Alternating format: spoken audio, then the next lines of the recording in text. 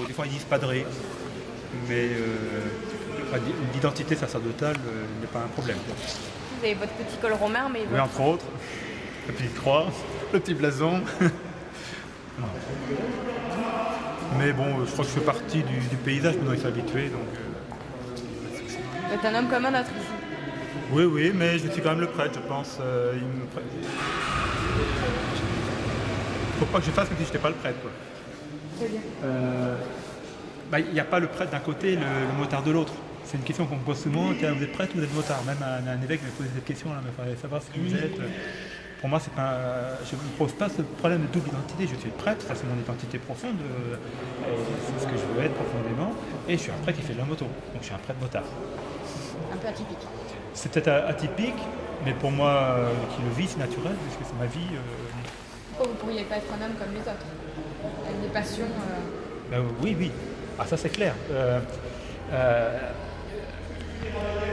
Je suis formateur des futurs prêtres également, et une chose que je leur dis souvent, n'oubliez pas qu'un prêtre, c'est d'abord un homme, puis un chrétien, puis un prêtre.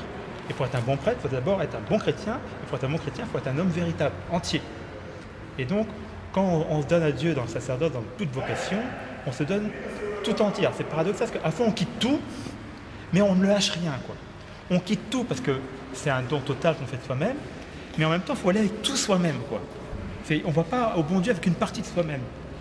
Il ne faut pas qu'on devienne des saints artificiels, des espèces de statues de plâtre, de Saint-Sulpice, des saints maquillés. Vous voyez, on vient avec toute notre humanité. Et donc on a des passions. Il faut qu'elles soient honnêtes, évidemment. Il faut qu'elles soient intégrées dans notre vie de foi. Et vous ne pouviez pas... sans la moto, ça n'aurait pas été possible. Et vous, tout votre être, un certain temps, j'ai renoncé à la moto, puisque dans un premier temps, on ne me permettait pas de faire de la moto. Mes supérieurs ne voulaient pas. Et jusqu'au jour où ils m'ont permis, donc là j'ai franchi le pas, j'ai attendu qu'on me donne le feu vert pour le faire. Et donc depuis j'ai intégré la moto, mais j'ai vécu comme prêtre sans faire de la moto. Ça reste accessoire quand même. C'est une passion qui me tient à cœur et pour moi ça me fait beaucoup de bien, c'est vraiment une récréation. Et maintenant en plus, et c'est vraiment un clin d'œil sympathique du bon Dieu, puisque non seulement c'est une passion personnelle, mais ça devient aussi mon ministère, puisque j'ai une mission de l'Église pour les motards.